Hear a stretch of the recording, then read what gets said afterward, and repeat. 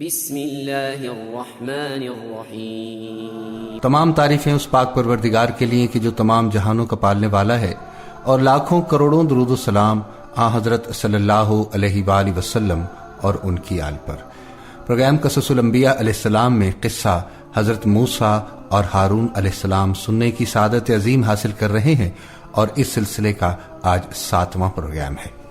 حضرت موسیٰ علیہ السلام کی قوم کے چند اوباش اپنے چچا کی جائیداد پر قبضہ جمانا چاہتے تھے، چنانچہ ان میں سے ایک نے چپکے سے اسے قتل کر دیا اور پھر اس کی لاش پر مگرمچھ کے آنسو بہانے لگا اور قصاص کا مطالبہ کرنے لگا، جبکہ قاتل وہ خود ہی تھا۔ لہذا قاتل کی تلاش کے لیے اللہ تعالیٰ نے حضرت موسیٰ علیہ السلام کو ایک اور معجزہ عطا کیا۔ ارشاد باری تعالیٰ ہے، اور جب موسیٰ نے اپنی قوم کے لوگوں سے کہا کہ اللہ تم کو حکم دیتا ہے کہ ایک گائے ذبح کرو، وہ بولے کیا تم ہم سے مذاق کرتے ہو؟ موسیٰ نے کہا میں اللہ کی پناہ مانگتا ہوں کہ نادان بنوں۔ انہوں نے کہا اپنے پروردگار سے التجا کیجئے کہ وہ ہمیں بتائے کہ وہ گائے کس طرح کی ہو۔ موسیٰ نے کہا پروردگار فرماتا ہے وہ گائے نہ تو بوڑھی ہو نہ بچڑا، بلکہ ان کے درمیان یعنی جوان ہو، سو جیسا تم کو حکم دیا گیا ویسا کرو۔ انہوں نے کہا اپنے پروردگار سے درخواست کیجئے کہ ہم کو یہ بھی بتا دے کہ اس کا رنگ کیسا ہو۔ موسیٰ نے کہا پروردگار فرماتا ہے کہ اس کا رنگ گہرا زرد ہو کہ دیکھنے والوں کے دل خوش کر دیتا ہو۔ انہوں نے کہا اپنے پروردگار سے پھر درخواست کیجئے کہ وہ ہم کو بتا دے کہ وہ اور کس کس طرح کی ہو، کیونکہ بہت سی گائیں ہمیں ایک دوسرے کے مشابہ معلوم ہوتی ہیں، پھر اللہ نے چاہا تو ہمیں ٹھیک بات معلوم ہو جائے گی۔ موسیٰ نے کہا اللہ فرماتا ہے کہ وہ گائے کام میں لگی ہوئی نہ ہو، نہ تو زمین جوتتی ہو اور نہ کھیتی کو پانی دیتی ہو، اس میں کسی قسم کا داغ نہ ہو۔ کہنے لگے اب تم نے سب باتیں درست بتا دی۔ غرض انہوں نے بڑی مشکل سے اس گائے کو ذبح کیا، وہ ایسا کرنے والے تھے نہیں، اور جب تم نے ایک شخص کو قتل کیا تو اس میں باہم جھگڑنے لگے، لیکن جو بات تم چھپا رہے تھے اللہ اس کو ظاہر کرنے والا تھا۔ تو ہم نے کہا کہ اس گائے کا کوئی سا ٹکڑا مقتول کو مارو، اس طرح اللہ مردوں کو زندہ کرتا ہے اور تم کو اپنی قدرت کی نشانیاں دکھاتا ہے تاکہ تم سمجھو۔ مفسرین نے ذکر کیا ہے کہ بنی اسرائیل میں ایک دولت مند بوڑھا آدمی تھا۔ اس کے بھتیجوں کی یہ خواہش تھی کہ وہ فوت ہو جائے تو اس کا ترکہ انہیں مل جائے۔ آخر ان میں سے ایک نے اسے رات کو قتل کر کے اس کی لاش چوراہے میں پھینک دی۔ یہ بھی کہا جاتا ہے کہ ایک شخص کے دروازے پر پھینک دی۔ صبح ہوئی تو لوگوں میں اس بارے میں اختلاف پیدا ہو گیا۔ مقتول کا بھتیجا روتا پیٹتا آ گیا۔ لوگوں نے کہا تم لوگ آپس میں کیوں جھگڑتے ہو؟ اللہ کے نبی کی خدمت میں کیوں حاضر نہیں ہوتے؟ چنانچہ بھتیجے نے اللہ کے نبی حضرت موسیٰ علیہ السلام کی خدمت میں اپنے چچا کا مقدمہ پیش کر دیا۔ آپ نے فرمایا میں تمہیں اللہ کی قسم دے کر کہتا ہوں کہ جس کسی کو بھی اس مقتول کے واقعے کے متعلق کوئی بات معلوم ہو وہ ضرور ہمیں اطلاع دے۔ لیکن کوئی نہیں آیا۔ انہوں نے کہا اس معاملے میں اپنے رب سے دریافت کیجئے۔ حضرت موسیٰ علیہ السلام نے اللہ سے دعا کی تو اللہ نے ایک گائے ذبح کرنے کا حکم دیا۔ چنانچہ آپ نے فرمایا اللہ تعالیٰ تمہیں ایک گائے ذبح کرنے کا حکم دیتا ہے۔ تو انہوں نے کہا ہم سے مذاق کیوں کرتے ہیں؟ ہم آپ سے مقتول کے بارے میں پوچھتے ہیں اور آپ یہ حکم دے رہے ہیں۔ آپ نے جواب دیا میں ایسا جاہل ہونے سے اللہ تعالیٰ کی پناہ پکڑتا ہوں۔ میں تو وہی بات کہہ سکتا ہوں جو مجھے اللہ تعالیٰ فرماتا ہے۔ تم نے مجھ سے جس معاملے کے بارے میں کہا تھا کہ اللہ سے سوال کروں، اس کے بارے میں اللہ تعالیٰ نے مجھے یہی حکم دیا ہے۔ حضرت عبداللہ بن عباس رضی اللہ عنہما اور دیگر مفسرین فرماتے ہیں اگر وہ لوگ کوئی سی بھی گائے لے کر ذبح کر دیتے تو مقصود حاصل ہو جاتا، لیکن انہوں نے سختی کی تو ان پر سختی کر دی گئی۔ انہوں نے اس کی شرطیں پوچھیں، رنگ پوچھا، عمر پوچھی۔ ان سوالات کے جواب تو مل گئے لیکن گائے کو تلاش کرنا مشکل ہو گیا۔ خلاصہ یہ ہے کہ انہیں ایک جوان عمر کی گائے ذبح کرنے کا حکم دیا گیا جو نہ بوڑھی ہو نہ بالکل بچیا ہو۔ پھر انہوں نے رنگ پوچھا تو حکم دیا کہ زرد گائے ہو لیکن سرخی مائل ہو جسے دیکھ کر دل خوش ہو جائے، اور یہ رنگ بہت نادر ہے۔ پھر انہوں نے اپنے آپ کو مزید مشکل میں ڈالتے ہوئے کہا کہ اپنے رب سے اور دعا کیجئے کہ ہمیں اس کی مزید ماہیت بتلائے۔ اس قسم کی گائیں تو بہت ہیں، ہمیں پتہ نہیں چلتا، اللہ نے چاہا تو ہم ہدایت والے ہو جائیں گے۔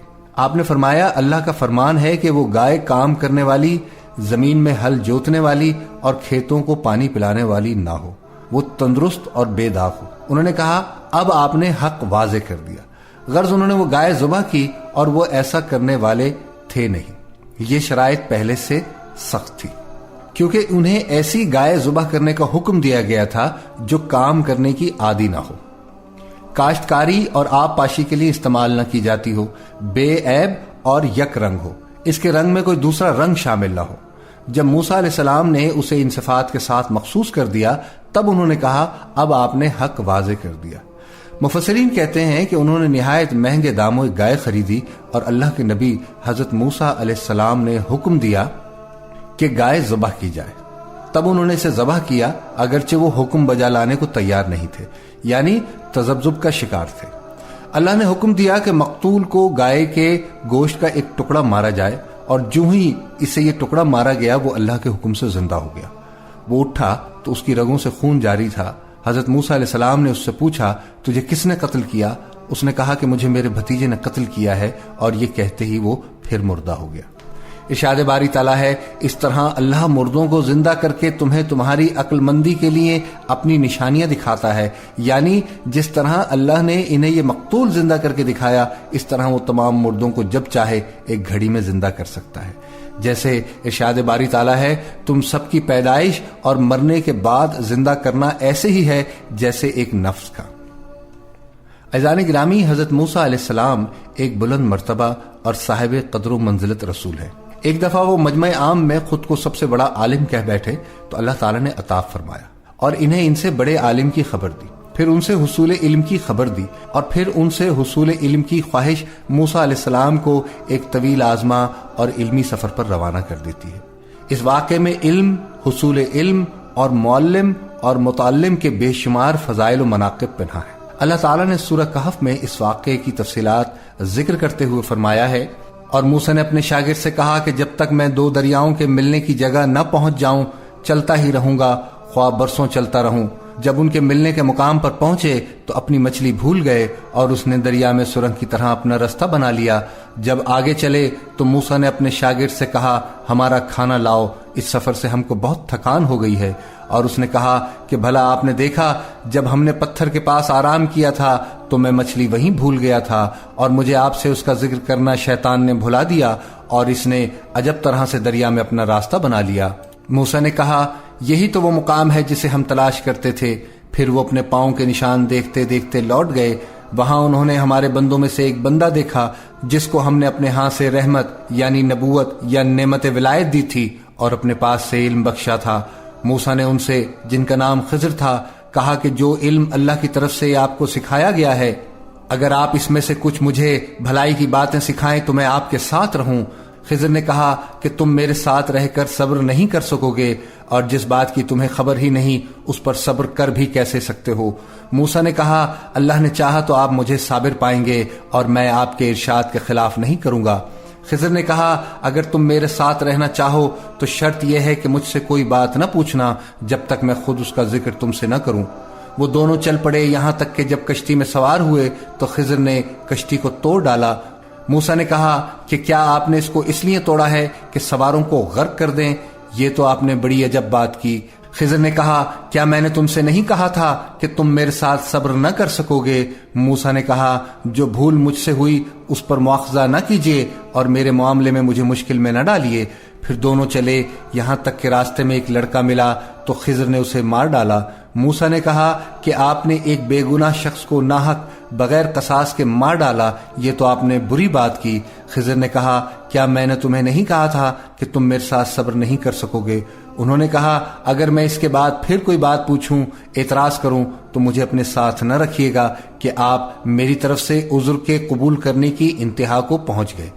پھر دونوں چلے، یہاں تک کہ گاؤں والوں کے پاس پہنچے اور ان سے کھانا طلب کیا۔ انہوں نے ان کی ضیافت کرنے سے انکار کر دیا۔ پھر وہاں انہوں نے ایک دیوار دیکھی جو گرا ہی چاہتی تھی، خضر نے اس کو سیدھا کر دیا۔ موسیٰ نے کہا اگر آپ چاہتے تو ان سے اس کا معاوضہ لیتے تاکہ کھانے کا اہتمام ہوتا۔ خضر نے کہا اب مجھ میں اور تجھ میں علیحدگی ہے، مگر جن باتوں پر تم صبر نہ کر سکے میں ان کا تمہیں بھید بتا دیتا ہوں۔ وہ کشتی غریب لوگوں کی تھی جو دریا میں محنت کرتے تھے، یعنی کشتیاں چلا کر گزارا کرتے، اور ان کے آگے ایک بادشاہ تھا جو ہر کشتی کو زبردستی چھین لیتا تھا، تو میں نے چاہا کہ اسے عیب دار کر دوں تاکہ وہ اسے غضب نہ کر سکے۔ اور وہ جو لڑکا تھا اس کے ماں باپ دونوں مومن تھے، ہمیں خطرہ ہوا کہ وہ بڑا ہو کر ان کو سرکشی اور کفر میں نہ پھنسا دے۔ ہم نے چاہا ان کا پروردگار اس کی جگہ ان کو اور بچہ عطا کرے جو پاک خصلت اور محبت میں اس سے بہتر ہو، اور وہ جو دیوار تھی وہ 2 یتیم لڑکوں کی تھی جو شہر میں رہتے تھے، اور اس کے نیچے ان کا خزانہ مدفون تھا، اور ان کا باپ نیک بخت آدمی تھا، لہٰذا تمہارے پروردگار نے چاہا کہ وہ اپنی جوانی کو پہنچ جائیں اور پھر خزانہ نکال لیں۔ یہ تمہارے پروردگار کی مہربانی ہے، اور یہ کام میں نے اپنی طرف سے نہیں کیے، یہ ان باتوں کی حقیقت ہے جن پر تم صبر نہ کر سکے۔ عزیزان گرامی، بعض اہل کتاب کہتے ہیں کہ خضر علیہ السلام کے پاس جانے والے موسیٰ وہ معروف پیغمبر موسیٰ علیہ السلام نہیں، بلکہ ایک اور صاحب تھے جن کا نسب یوں ہے: موسیٰ بن منسا بن یوسف بن یعقوب بن اسحاق بن ابراہیم علیہ السلام۔ سامعین گرامی، حضرت خضر علیہ السلام اور حضرت موسیٰ علیہ السلام کے درمیان ملاقات کا یہ وہ پورا واقعہ ہے جو سورہ کہف میں ذکر ہوا ہے۔ رسول خدا صلی اللہ علیہ وآلہ وسلم نے فرمایا، جی چاہتا ہے کہ حضرت موسیٰ علیہ السلام نے صبر کیا ہوتا تو اللہ تعالی ہمیں ان کی اور باتیں بھی بیان فرماتا۔ خضر علیہ السلام کے بارے میں متعدد آراء پائی جاتی ہیں۔ کچھ لوگوں کا خیال ہے کہ وہ آج بھی زندہ ہیں، اور بعض نام نہاد عوامی رہنمائی کے دعوے دار آج بھی ان سے کسب فیض کے مدعی ہیں۔ حافظ ابن کثیر نے اس موقف کی تردید پرزور دلائل سے کی ہے۔ وہ کہتے ہیں کہ اللہ تعالیٰ نے فرمایا، جب اللہ تعالیٰ نے نبیوں سے عہد لیا کہ جو کچھ میں تمہیں کتاب و حکمت دوں، پھر تمہارے پاس وہ رسول آئے جو تمہارے پاس کی چیزوں کو سچ بتائے، تو تمہارے لیے اس پر ایمان لانا اور اس کی مدد کرنا ضروری ہے۔ فرمایا، تم اس کا اقرار کرتے ہو اور اس پر میرا ذمہ لیتے ہو؟ سب نے کہا، ہم اقرار کرتے ہیں۔ فرمایا، تو اب گواہ رہو، اور خود میں بھی تمہارے ساتھ گواہوں میں ہوں۔ تو سورہ آل عمران کی اس آیت سے معلوم ہوتا ہے کہ اللہ تعالیٰ نے ہر نبی سے وعدہ لیا کہ وہ اپنے بعد آنے والے ہر نبی پر ایمان لائے گا اور اس کی مدد کرے گا۔ چنانچہ یہ وعدہ حضرت محمد مصطفیٰ صلی اللہ علیہ وآلہ وسلم کے لیے ہر نبی سے لیا گیا ہے، کیونکہ آپ آخری نبی ہیں۔ لہٰذا جو نبی آپ کا زمانہ پائے، اس کا فرض ہے کہ آپ پر ایمان لائے اور آپ کی مدد کرے۔ تو اگر حضرت خضر علیہ السلام نبی کریم صلی اللہ علیہ وآلہ وسلم کے زمانہ مبارک میں زندہ ہوتے تو وہ ضرور آپ کا اتباع کرتے، آپ کی خدمت میں حاضر ہوتے اور آپ کی پوری مدد کرتے۔ اگر ایسا ہوتا تو حضرت خضر علیہ السلام غزوہ بدر کے موقع پر ضرور نبی کریم صلی اللہ علیہ وآلہ وسلم کی فوج میں شامل ہوتے، جس طرح جبریل علیہ السلام اور دوسرے معزز فرشتے نبی کریم صلی اللہ علیہ وآلہ وسلم کے جھنڈے تلے جہاد میں شریک تھے۔ حضرت خضر علیہ السلام کے بارے میں یہی کہا جا سکتا ہے کہ یا تو وہ نبی تھے اور یہی بات درست ہے، یا رسول تھے جیسے بعض علماء نے فرمایا، یا فرشتے تھے جیسا کہ بعض حضرات کا خیال ہے۔ جس قول کو بھی صحیح تسلیم کیا جائے، بہرحال جبریل علیہ السلام جو فرشتوں کے سردار ہیں اور موسیٰ علیہ السلام جو ایک رسول ہیں، دونوں حضرات خضر علیہ السلام سے افضل ہیں۔ جب ان دونوں کے لیے نبی علیہ السلام کی مدد کرنا فرض تھا تو خضر علیہ السلام پر بھی ان کے زندہ ہونے کی صورت میں آپ صلی اللہ علیہ وآلہ وسلم پر ایمان لانا اور مدد کرنا فرض ہوتا۔ اور اگر وہ ولی تھے کہ جیسے کہ بہت سے علماء کی رائے ہے، تو پھر کیوں نبی کریم صلی اللہ علیہ وآلہ وسلم کی مدد نہ فرماتے؟ کسی حسن بلکہ ضعیف حدیث میں بھی یہ ذکر نہیں آیا کہ خضر علیہ السلام ایک دن کے لیے بھی نبی اکرم صلی اللہ علیہ وآلہ وسلم کی خدمت میں حاضر ہوئے ہوں یا نبی کریم صلی اللہ علیہ وآلہ وسلم سے ان کی ملاقات ہوئی ہے۔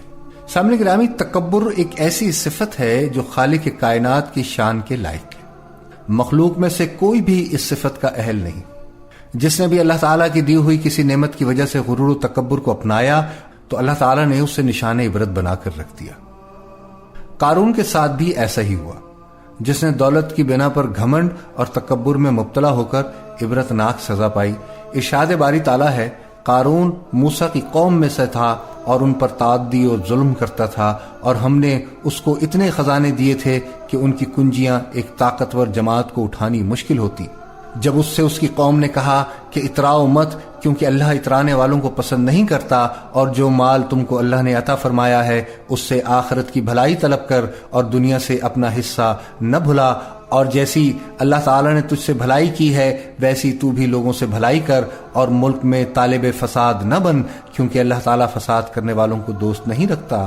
تو وہ بولا کہ یہ مال مجھے میری دانش کے زور سے ملا ہے، کیا اس کو معلوم نہیں کہ اللہ نے اس سے پہلے بہت سی امتیں ہلاک کر ڈالیں جو اس سے قوت میں بڑھ کر اور جمعیت میں بیشتر تھیں، اور گناہ گاروں سے ان کے گناہوں کے بارے میں نہیں پوچھا جائے گا۔ پھر ایک روز قارون بڑی آرائش اور ٹھاٹھ سے اپنی قوم کے سامنے نکلا۔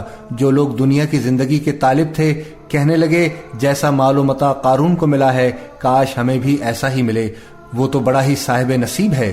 اور جن لوگوں کو علم دیا گیا تھا وہ کہنے لگے تم پر افسوس، اور مومنوں اور نیکوکاروں کے لیے جو ثواب اللہ کے ہاں تیار ہے وہ کہیں بہتر ہے، اور وہ صرف صبر کرنے والوں ہی کو ملے گا۔ پس ہم نے قارون کو اور اس کے گھر کو زمین میں دھسا دیا تو اللہ کے سوا کوئی جماعت اس کی مددگار نہ ہو سکی اور نہ وہ بدلہ لے سکا، اور وہ لوگ جو کل اس کے رتبے کی تمنا کرتے تھے صبح کو کہنے لگے ہائے شامت، اللہ ہی تو اپنے بندوں میں سے جس کے لیے چاہتا ہے رزق فراخ کر دیتا ہے اور جس کے لیے چاہتا ہے تنگ کر دیتا ہے۔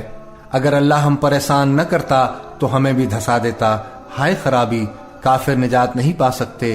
وہ جو آخرت کا گھر ہے ہم نے اسے ان لوگوں کے لیے تیار کر رکھا ہے جو زمین میں ظلم و فساد کا ارادہ نہیں کرتے، اور نیک انجام تو پرہیزگاروں کا ہی ہے۔ حضرت قتادہ رحمۃ اللہ علیہ بیان کرتے ہیں کہ قارون حضرت موسیٰ علیہ السلام کا چچا زاد تھا۔ وہ بہت خوش الہانی سے تورات کی تلاوت کیا کرتا تھا، اس لیے اسے منور کہتے تھے، لیکن یہ اللہ کا دشمن منافق بن گیا جیسے سامری نے منافقت اختیار کی تھی۔ اسے اپنی دولت پر گھمنڈ نے تباہ کر دیا، اور بعض علماء نے اسے حضرت موسیٰ علیہ السلام کا چچا قرار دیا ہے، تاہم اکثر علماء نے پہلے قول کو ترجیح دی ہے۔ شہر بن ہوشب رحمۃ اللہ علیہ بیان کرتے ہیں کہ اس نے اپنی قوم پر برتری کے اظہار کے لیے معمول سے 1 بالش زیادہ لمبے کپڑے پہننا شروع کر دیے تھے۔ اس کے پاس بہت زیادہ خزانے تھے، حتیٰ کہ اس کی چابیاں قوی ہیکل مردوں کی ایک جماعت بمشکل اٹھاتی تھی۔ اس کی قوم میں سے اس کے خیر خواہ افراد نے اسے نصیحت کرتے ہوئے کہا کہ اترا مت، یعنی اللہ نے تجھے جو دولت دی ہے اس پر فخر نہ کر اور دوسروں کی تحقیر کرتے ہوئے برتری کا اظہار نہ کر۔ اللہ تعالیٰ اترانے والوں سے محبت نہیں رکھتا، اور جو کچھ اللہ تعالیٰ نے تجھے دے رکھا ہے اس میں سے آخرت کے گھر کی تلاش بھی رکھ، یعنی تجھے اس بات کی کوشش کرنی چاہیے کہ آخرت کا ثواب حاصل کرے اور اپنے دنیاوی حصے کو بھی نہ بھول، یعنی اپنے مال کے ذریعے سے حلال اشیاء حاصل کر اور پاک حلال اشیاء سے لطف اندوز ہو، اور جیسے اللہ تعالیٰ نے تیرے ساتھ احسان کیا ہے تو بھی احسان کر، یعنی جس طرح اللہ تعالیٰ نے تجھ پر احسان کیا ہے تو بھی اللہ کی مخلوق پر احسان کر، اور ملک میں فساد کا خواہاں نہ ہو، یعنی لوگوں سے بدسلوکی نہ کر اور اللہ کی نافرمانی نہ کر، ورنہ وہ تجھے سزا دے گا، اور جو کچھ تجھے دیا ہے تجھ سے چھین لے گا۔ یقین مان کہ اللہ مفسدوں کو ناپسند کرتا ہے۔ اس واضح اور درست نصیحت کے جواب میں قارون نے کہا یہ سب کچھ مجھے میری اپنی سمجھ کی بنا پر ہی دیا گیا ہے، یعنی مجھے تمہاری بات سننے اور تمہاری نصیحت سننے کی کوئی ضرورت نہیں۔ مجھے اللہ تعالیٰ نے اتنی دولت اس لیے دی ہے، اسے معلوم ہے کہ میں اس کا مستحق ہوں۔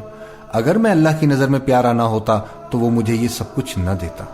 تو اللہ تعالیٰ نے سامعین گرامی اس کی تردید کرتے ہوئے فرمایا کیا اسے اب تک یہ نہیں معلوم ہوا کہ اللہ تعالیٰ نے اس سے پہلے بہت سی امتیں غارت کر دیں جو اس سے بہت زیادہ قوت والی اور بہت بڑی جمع پونجی والی تھی، اور گناہ گاروں سے ان کے گناہوں کی باز پرس نہیں کی جاتی؟ مطلب یہ کہ گزشتہ اقوام میں ہم نے ایسے لوگوں کو بھی ان کے گناہوں کی وجہ سے تباہ کر دیا تھا جو قارون سے زیادہ طاقتور اور زیادہ مالدار اور زیادہ اولاد والے تھے۔ اگر قارون کی بات درست ہوتی تو ہم اسے اس سے زیادہ مال رکھنے والوں کی سزا نہ دیتے، اس لیے اس کا مالدار ہونا ہمارا پیارا ہونے کی دلیل نہیں۔ جیسے اللہ تعالیٰ کا ارشاد ہے اور تمہارے مال اور اولاد ایسے نہیں کہ تمہیں ہمارے قریب کر دیں سوائے ان کے جو ایمان لائیں اور نیک عمل کریں۔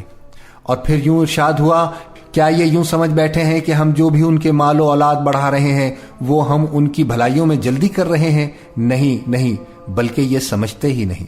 اللہ تعالیٰ نے فرمایا پس قارون پوری آرائش کے ساتھ اپنی قوم کے مجمع میں نکلا۔ آرائش سے مراد یہ ہے کہ وہ عمدہ لباس پہن کر عمدہ سواریوں پر نوکروں اور چاکروں کے ساتھ نکلا۔ دنیا کی چمک دمک کو اہمیت دینے والے لوگ اسے دیکھ کر رشک کرنے لگے اور تمنا کرنے لگے کہ انہیں بھی اسی طرح کی شان و شوکت حاصل ہو جائے، لیکن صحیح سوچ کے حامل عقل مند افراد ان کی یہ بات سن کر بولے افسوس، بہتر چیز تو وہ ہے جو بطور ثواب انہیں ملے گی جو اللہ پر ایمان لائیں اور نیک عمل کریں، یعنی ان کو آخرت میں ملنے والے انعامات بہتر، عظیم، اعلیٰ اور باقی رہنے والے ہوں گے۔ اللہ تعالیٰ فرماتا ہے یہ بات انہی کے دل میں ڈالی جاتی ہے جو صبر والے ہوں، یعنی اس حقیر دنیا کی ظاہری چمک دمک دیکھنے کے بعد اس نصیحت کو وہی شخص قبول کر سکتا ہے، اور آخرت کے بلند مقامات کے حصول کی ہمت وہی کر سکتا ہے جسے اللہ تعالیٰ ہدایت سے نوازے، اس کے دل کو قوت بخشے، اسے صحیح سمجھ عطا فرمائے اور اسے منزل مقصود تک پہنچائے۔ اللہ تعالیٰ فرماتا ہے ہم نے اسے اس کے محل سمیت زمین میں دھنسا دیا، اور اللہ کے سوا کوئی جماعت اس کی مدد کے لیے تیار نہ ہوئی، نہ وہ خود اپنے بچانے والوں میں سے ہو سکا۔ تو اللہ تعالیٰ نے اس کے فقر و تکبر اور قوم کے سامنے اس کے ٹھاٹ باٹ کے اظہار کا بیان کر کے فرمایا ہم نے اسے اس کے محل سمیت زمین میں دھنسا دیا۔ جیسے نبی کریم صلی اللہ علیہ وآلہ وسلم کا ارشاد ہے، ایک آدمی اپنا تہمت زمین سے لٹکا کر کھینچتا ہوا چل رہا تھا، اچانک اسے دھسا دیا گیا، وہ قیامت تک زمین میں حرکت کرتا نیچے سے نیچے جاتا رہے گا۔ حضرت ابن عباس رضی اللہ عنہما سے روایت ہے کہ قارون نے ایک فاحشہ کو مال دے کر اس بات پر آمادہ کیا کہ وہ مجمع عام میں موسیٰ علیہ السلام سے کہے کہ آپ نے میرے ساتھ بدکاری کی ہے۔ اس عورت نے اسی طرح کیا۔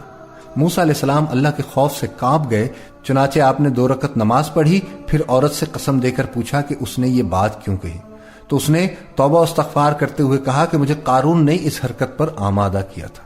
اس وقت موسیٰ علیہ السلام نے سجدے میں گر کر قارون کے خلاف بددعا کی۔ اللہ تعالیٰ نے آپ کو وحی کے ذریعے سے فرمایا کہ میں نے زمین کو حکم دے دیا ہے کہ آپ کے حکم کی تعمیل کرے۔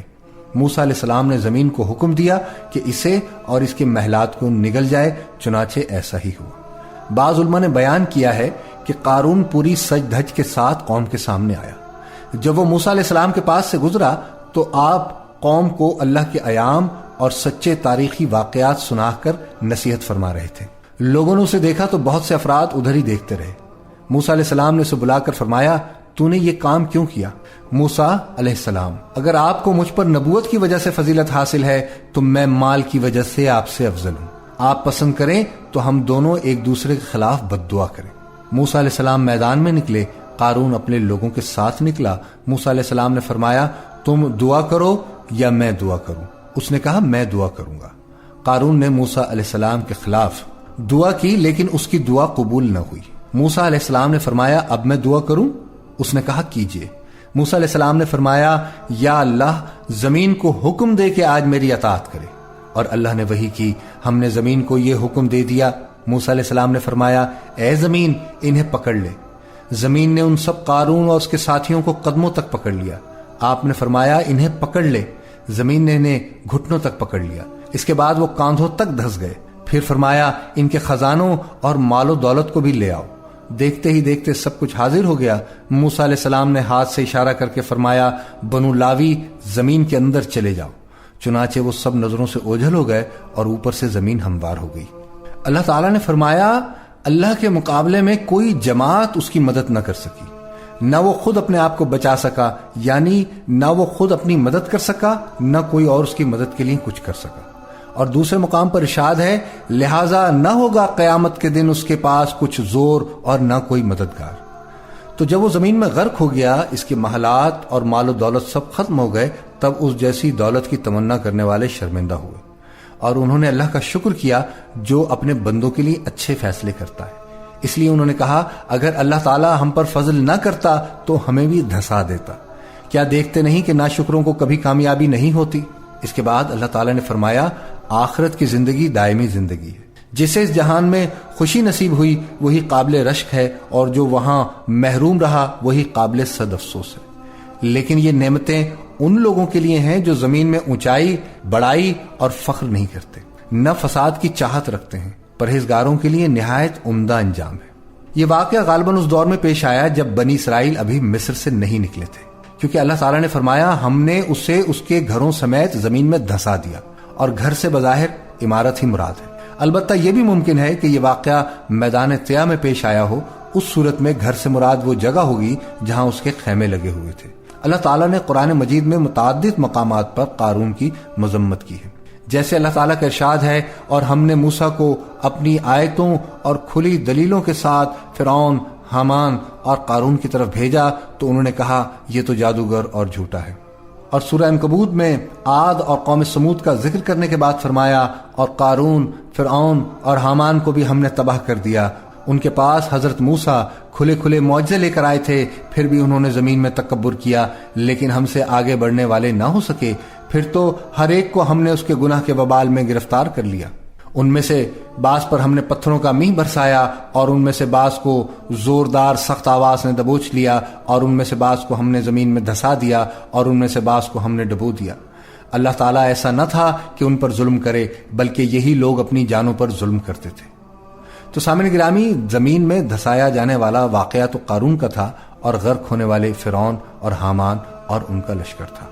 مسند احمد میں حضرت عبداللہ بن عمر رضی اللہ تعالیٰ عنہما سے روایت ہے کہ ایک دن نبی کریم صلی اللہ علیہ وآلہ وسلم نے نماز کا ذکر کرتے ہوئے فرمایا، جو شخص اس کی محافظت کرے گا یہ قیامت کے دن اس کے لیے نور، دلیل اور باعث نجات بن جائے گی، اور جس نے اس کی محافظت نہ کی یہ قیامت کے دن اس کے لیے نہ نور بنے گی، نہ دلیل، نہ نجات کا باعث۔ وہ شخص قیامت کے دن قارون، فرعون، حامان اور ابی خلف کے ساتھ ہوگا۔ سامعین گرامی، حضرت موسیٰ علیہ السلام ان تمام صبر آزما حالات میں کہ جن کا ذکر ہم ان گزشتہ پروگراموں میں کر چکے ہیں، بنی اسرائیل کی رشد و ہدایت میں مصروف رہے، اور ایک اولو العزم پیغمبر کی طرح ہر قسم کی ایذا رسانی اور مخالفت کے باوجود صبر کے ساتھ ان کی اصلاح میں مشغول اور منہمک تھے کہ دائمی اجل کو لبیک کہنے کا وقت آ پہنچا۔ بخاری و مسلم میں حضرت موسیٰ علیہ السلام کی وفات کا واقعہ اس طرح مذکور ہے۔ حضرت ابو ہریرہ رضی اللہ تعالیٰ عنہ فرماتے ہیں کہ جب حضرت موسیٰ علیہ السلام کی وفات کا وقت قریب آیا تو موت کا فرشتہ ان کی خدمت میں حاضر ہوا اور کہا، اپنے پروردگار کی جانب سے پیغام اجل کو قبول فرمائیے۔ حضرت موسیٰ علیہ السلام نے اس کے تماچا رسید کر دیا، جس سے اس کی آنکھ پھوٹ گئی۔ تب اس نے دربار الہی میں جا کر شکایت کی کہ تیرا بندہ موت نہیں چاہتا، اور یہ کہ اس نے میرے تماچا رسید کر دیا ہے۔ اللہ تعالیٰ کی جانب سے اس کی آنکھ پھر درست ہو گئی، اور اس کو حکم ملا کہ موسیٰ علیہ السلام کے پاس دوبارہ جاؤ اور کہو کہ اللہ کا یہ ارشاد ہے کہ کسی بیل کی کمر پر تم اپنا ہاتھ رکھ دو، جس قدر بال تمہارے ہاتھ کے نیچے آ جائیں گے ہم ہر ایک بال کے عوض تمہاری عمر میں 1 سال کا اضافہ کر دیں گے۔ فرشتے نے دوبارہ حاضر ہو کر حضرت موسیٰ علیہ السلام کو اللہ تعالیٰ کا پیغام سنایا۔ حضرت موسیٰ علیہ السلام نے دریافت کیا کہ بار الہ اس کے بعد کیا ہوگا؟ اللہ کی جانب سے جواب ملا کہ آخرکار پھر موت ہے۔ تب حضرت موسیٰ علیہ السلام نے عرض کیا، اگر طویل سے طویل زندگی کا آخری نتیجہ موت ہی ہے تو پھر وہ شے آج ہی کیوں نہ آ جائے، اور دعا کی الہ العالمین اس آخری وقت میں ارض مقدس سے قریب کر دے۔ اللہ تعالیٰ کے آخری رسول خاتم الانبیاء رسول اللہ حضرت محمد مصطفیٰ صلی اللہ علیہ وآلہ وسلم نے ارشاد فرمایا، اگر میں اس جگہ ہوتا تو تم کو حضرت موسیٰ علیہ السلام کی قبر کا نشان دکھاتا کہ وہ سرخ ٹیلا کسیب احمر کے قریب اس جگہ دفن ہے۔ اللہ تعالیٰ کا فرمان ہے، کچھ رسول ہیں جن کا ذکر ہم نے تم سے پہلے کر دیا، اور کچھ رسول ہیں جن کا ذکر ہم نے تم کو سنایا، اور اس طرح اللہ نے موسیٰ علیہ السلام سے کلام کیا جیسا کہ واقعی طور پر کلام ہوتا ہے، اور بلا شبہ ہم نے موسیٰ علیہ السلام اور ہارون علیہ السلام پر احسان کیا اور ان دونوں کو اور ان کی قوم کو بڑی مصیبت سے نجات دی، اور ہم نے ان کی مدد کی کہ وہ فرعون اور قوم فرعون پر غالب رہے، اور ہم نے ان دونوں کو روشن کتاب دی اور دونوں کو راہ مستقیم کی ہدایت بخشی، اور باقی رکھا ان کے متعلق پچھلے لوگوں کے ذکر خیر کہ سلام ہو موسیٰ علیہ السلام اور ہارون علیہ السلام پر۔ بے شک ہم اسی طرح بدلہ دیا کرتے ہیں نیکوکاروں کو، بے شک وہ دونوں ہمارے مومن بندوں میں سے ہیں۔ اے ایمان والو، تم ان لوگوں کی طرح نہ ہونا جنہوں نے موسیٰ علیہ السلام کو ایذا پہنچائی، پس اللہ نے ان کو اس بات سے بری کر دیا جس کو ان کی زبانیں کہہ رہی تھیں، اور موسیٰ علیہ السلام اللہ کے نزدیک وجی ہیں۔ سامعین گرامی، حضرت موسیٰ علیہ السلام، بنی اسرائیل، فرعون اور قوم فرعون کی یہ طویل تاریخی داستان قصہ اور حکایت نہیں ہے، بلکہ حق و باطل کے مارکے، ظلم و عدل کی جنگ، آزادی و غلامی کی کشمکش، مجبور و پست کی سربلندی اور جابر اور سربلند کی پستی و ہلاکت، حق کی کامرانی اور باطل کی ذلت و رسوائی، صبر و ابتلا اور شکر و احسان کے مظاہر، غرض ناسپاسی و ناشکری کے بد نتائج کی ایسی پرعظمت اور نتائج سے لبریز حقائق کی ایسی پرمغز داستان ہے جس کی آغوش میں بے شمار عبرتیں اور انگنت بصیرتیں پنہا ہیں، اور ہر صاحب ذوق کو اس کے مبلغ علم اور وقت نظر کے مطابق دعوت نظر و فکر عطا کرتی ہے۔ تو چند بصائر خصوصیت کے ساتھ قابل غور اور لائق فکر ہے۔ پہلی بات یہ کہ اگر انسان کو کوئی مصیبت اور ابتلا پیش آئے تو ضروری ہے کہ صبر و رضا کے ساتھ اس کو انگیز کرے۔ اگر ایسا کرے گا تو بلا شبہ اس کو خیر عظیم حاصل ہوگا اور وہ یقیناً کامیاب ہوگا۔ جو شخص اپنے معاملات میں اللہ پر بھروسہ اور اعتماد رکھتا ہے اور اسی کو خلوص دل کے ساتھ اپنا حاجت روا سمجھتا ہے تو اللہ تعالیٰ ضرور اس کی مشکلات کو آسان کر دیتا ہے۔ اس کے مصائب کو نجات اور کامیابی کے ساتھ بدل دیتا ہے۔ جس کا معاملہ حق کے ساتھ عشق تک پہنچ جاتا ہے، اس کے لیے باطل کی بڑی سے بڑی طاقت بھی ہیج اور بے وجود ہو کر رہ جاتی ہے۔ اور یہ کہ اگر کوئی اللہ کا بندہ حق کی نصرت و حمایت کے لیے سرفروشانہ کھڑا ہو جاتا ہے تو اللہ دشمنوں اور باطل پرستوں ہی میں سے اس کے معین اور مددگار پیدا کر دیتا ہے۔ اگر ایک بار بھی کوئی لذت ایمانی سے لطف اندوز ہو جائے اور صدقے دل کے ساتھ اس کو قبول کر لے تو یہ نشہ اس کو ایسا مست بنا دیتا ہے کہ اس کے ہر ریشہ و جان سے وہی صدائے حق نکلنے لگتی ہے۔ اور پھر یہ کہ صبر کا پھل ہمیشہ میٹھا ہوتا ہے، خواہ اس پھل کے حاصل ہونے میں کتنی ہی تکلیفیں، کتنی ہی تلخیاں برداشت کرنی پڑیں، مگر جب بھی وہ پھل ملے گا میٹھا ہی ہوگا۔ اور یہ کہ غلامی اور محکومانہ زندگی کا سب سے بڑا اثر یہ ہوتا ہے کہ ہمت و عزم کی روح پست ہو کر رہ جاتی ہے، اور انسان اس ناپاک زندگی کے ذلت آمیز امن و سکون کو نعمت سمجھنے اور حقیر راحتوں کو سب سے بڑی عظمت تصور کرنے لگتا ہے، اور جد و جہد کی زندگی سے پریشان اور حیران نظر آتا ہے۔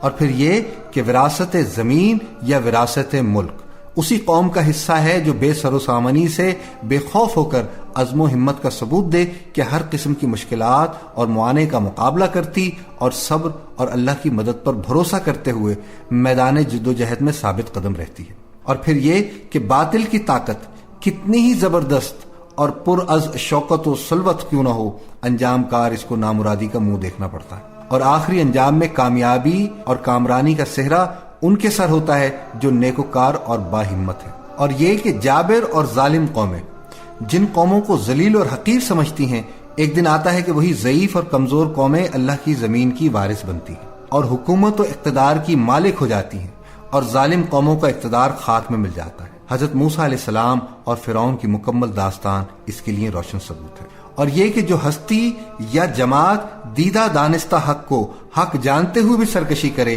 اور اللہ کی دی ہوئی نشانیوں کی منکر اور نافرمان بنے تو اس کے لیے اللہ کا قانون یہ ہے کہ وہ ان سے قبول حق کی استطاعت فنا کر دیتا ہے، کیونکہ یہ ان کی پہم سرکشی کا قدرتی ثمرہ ہے۔ اور یہ بہت بڑی گمراہی ہے کہ انسان کو جب حق کی بدولت کامیابی اور کامرانی حاصل ہو جائے تو اللہ کے شکر و سپاس اور عبودیت و نیاز کی جگہ مخالفین حق کی طرح غفلت اور سرکشی میں مبتلا ہو جائے۔ اور پھر یہ کہ دین کے بارے میں ایک بہت بڑی گمراہی یہ ہے کہ انسان صداقت و سچائی کے ساتھ اس پر عمل پیرا نہ ہو اور خواہش نفس کو امام بنا کر احکام الہی میں مرضی کے مطابق ہیلہ سازیاں تراشے اور خود فریبی میں مبتلا ہو کر یہ سمجھے کہ منمانی بھی ہوگی اور دین کا اتباع بھی ہوگا۔ برائی کو برائی سمجھ کر اس میں مبتلا ہونا اس درجہ شنی نہیں ہے جتنا کہ برائی کو بھلائی کا رنگ دے کر اور منحیات میں ہیلہ سازی کر کے اس کا جواز پیدا کرنا مذموم و مکروہ ہے۔ حق تعالیٰ کی جانب سے اکثر اور بیشتر قوموں پر عذاب اسی قابل نفرت عمل کی وجہ سے ہوتا رہا ہے۔ اور پھر یہ کہ کوئی حق بات کو قبول کرے یا نہ کرے، حق کے دائی کا فرض ہے کہ وہ معاذت حق سے باز نہ آئے۔ اور پھر یہ کہ کسی قوم پر جابر اور ظالم حکمراں کا مسلط ہونا اس حکمراں کی عناد اللہ مقبولیت اور سرفرازی کی دلیل نہیں ہے، بلکہ وہ اللہ کا ایک عذاب ہے جو محکوم قوم کی بدعمالیوں کے پاداش عمل کی صورت میں ظاہر ہوتا ہے۔ مگر محکوم قوم کی ذہنیت پر جابر طاقت کا اس قدر غلبہ چھا جاتا ہے کہ وہ اس کی قہرمانیت کو ظالم حکمران پر اللہ کی رحمت اور اس کے اعمال کا انعام سمجھنے لگتی ہے۔ اور پھر یہ کہ جب فرعون اور اس کی قوم کی سرکشی حد سے تجاوز کر گئی تو حضرت موسیٰ علیہ السلام نے اللہ تعالیٰ سے دعا کی، اے اللہ پاک اب ان بد کرداروں کو ان کی سرکشی اور بد عملی کی سزا دے، یہ کسی طرح راہ راست پر نہیں آتے۔ مگر جب بھی حضرت موسیٰ علیہ السلام کی دعا کی اجابت کا وقت آتا اور اللہ کے عذاب کی علامتیں شروع ہوتی تب فوراً فرعون اور اس کی قوم حضرت موسیٰ علیہ السلام سے کہتی کہ اگر اس مرتبہ یہ عذاب ہم سے دفع ہو گیا تو ہم ضرور تیری بات مان لیں گے۔ اور جب وہ عذاب ان سے ٹل جاتا، دفع ہو جاتا، تو پھر بدستور تمرد اور سرکشی کرنے لگتے۔ اور اس طرح سامعین گرامی ان کو ایک عرصے تک مہلت ملتی رہی، اور جب کسی کجروی سے باز نہ آئے تو آخر کار عذاب الہی نے اچانک ان کو آ لیا اور ہمیشہ کے لیے نیست و نابود کر دیا۔ اس طرح سب کی بے حرمتی کرنے والوں کو مہلت ملتی رہی، مگر جب وہ کسی طرح باز نہ آئے تو اللہ کے عذاب نے ان کا خاتمہ کر دیا۔ یہ اور ام ماضیہ کی اس قسم کے دوسرے واقعات اس امر کی دلیل ہیں کہ جب کوئی قوم یا کوئی جماعت بدکاری اور سرکشی میں مبتلا ہوتی ہے تو اللہ کا قانون یہ ہے کہ ان کو فوراً ہی گرفت میں نہیں لیا جاتا، بلکہ بتدریج انہیں مہلت ملتی رہتی ہے کہ اب باز آ جائیں، اب کچھ سمجھ میں آ جائے، اب کسی طریقے سے اپنی اصلاح کر لیں، لیکن جب وہ آمادہ اصلاح نہیں ہوتے اور ان کی سرکشی اور بدعملی ایک خاص حد تک پہنچ جاتی ہے تو پھر اللہ کی گرفت کا سخت پنجہ ان کو پکڑ لیتا ہے اور وہ بے یار و مددگار فنا کے گھاٹ اتر جاتے۔ اور یہ کہ کسی ہستی کے لیے یہ مناسب نہیں کہ وہ دعویٰ کرے کہ مجھ سے بڑا عالم کائنات میں کوئی نہیں، بلکہ اس کو اللہ کے علم کے سپرد کر دینا بہتر ہے۔ پیروان ملت اسلامیہ کے لیے غلامی بہت بڑی لعنت اور اللہ کا بہت بڑا عذاب ہے، اس پر قانع ہو جانا گویا عذاب الہی اور لعنت خداوندی پر قناعت کر لینے کے مترادف ہے۔ آج مسلمانوں کو اس بات پر ضرور غور کرنا چاہیے کہ کیا آج وہ بھی کہیں اسی طرح کی زندگی تو نہیں گزار رہے اور اس غلامی پر انہوں نے قناعت تو نہیں کر لی ہے اور جہاد کا راستہ چھوڑ کر لعنت خداوندی کے مستحق تو نہیں ہو رہے ہیں؟ اگر یہ بات ہے تو ہمیں فکر کرنی چاہیے۔ سامعین گرامی، جب قارون نے مال و دولت کا لالچ دے کر اس فاحشہ عورت کو اس بات پر راضی کیا کہ وہ حضرت موسیٰ علیہ السلام پر فحاشی کا الزام لگائے تو حضرت موسیٰ علیہ السلام نے بھی اس عورت سے پوچھا کہ قسم کھا کر سچ سچ بتا۔ تو اس عورت نے کہا کہ جب آپ قسم دیتے ہیں تو بات یہ ہے کہ ان لوگوں نے مجھے اتنے انعام کا وعدہ کیا تھا کہ میں آپ پر الزام لگاؤں، آپ اس الزام سے بالکل بری ہیں۔ تو یہ سن کر حضرت موسیٰ علیہ السلام روتے ہوئے سجدے میں گر گئے۔ اللہ جل شانہ کی طرف سے سجدے میں وحی آئی کہ رونے کی کیا بات ہے، تمہیں ان لوگوں کو سزا دینے کے لیے ہم نے زمین پر تسلط دے دیا، تم جو چاہو ان کے متعلق زمین کو حکم دو۔ حضرت موسیٰ علیہ السلام نے سجدے سے سر اٹھایا اور زمین کو حکم فرمایا کہ ان کو نگل جا۔ اس نے ایڑیوں تک نگلا تھا کہ وہ عاجزی سے حضرت موسیٰ علیہ السلام کو پکارنے لگے۔ حضرت موسیٰ علیہ السلام نے پھر حکم دیا کہ ان کو دھسا دے، حتیٰ کہ وہ لوگ گردن تک دھس گئے۔ پھر وہ بہت زور سے حضرت موسیٰ علیہ السلام کو پکارتے رہے۔ حضرت موسیٰ علیہ السلام نے پھر زمین کو یہی فرمایا کہ ان سب کو نگل لیں، اور وہ سب کو نگل گئی۔ تو اس پر اللہ جل شانہ کی طرف سے حضرت موسیٰ علیہ السلام پر وحی آئی، اے موسیٰ علیہ السلام، وہ تم کو پکارتے رہے اور تم سے عاجزی کرتے رہے، میری عزت کی قسم اگر وہ مجھے پکارتے اور مجھ سے دعا کرتے تو میں ان کی دعا قبول کر لیتا۔ اللہ تعالیٰ کی رحمتیں اور برکتیں ہوں حضرت موسیٰ علیہ السلام پر اور ان کی راہ چلنے والوں پر، اور درختوں کے پتوں کے برابر، ریت کے ذروں کے برابر، پانی کے قطروں کے برابر تمام مخلوقات کی تعداد سے کھربوں گنا بڑھ کر، اور امت محمدیہ صلی اللہ علیہ وآلہ وسلم کی طرف سے ان کو سلام ہوں بے حد اور بے حساب۔ عزیزان گرامی، قصہ حضرت موسیٰ علیہ السلام الحمدللہ آج مکمل ہوا۔ وہ تمام خوش نصیب صاحبان کہ جو اس قصے کو تواتر کے ساتھ سنتے رہے مبارکباد کے مستحق ہیں۔ دعا ہے کہ پروردگار اپنی بارگاہ میں ہمارے اس قصے کو بیان کرنا اور سننا قبول و مقبول فرمائے۔ سلیم گیلانی کو پروگرام قصص الانبیاء علیہ السلام سے اجازت دیجیے۔ وآخر دعوانا ان الحمدللہ رب العالمین۔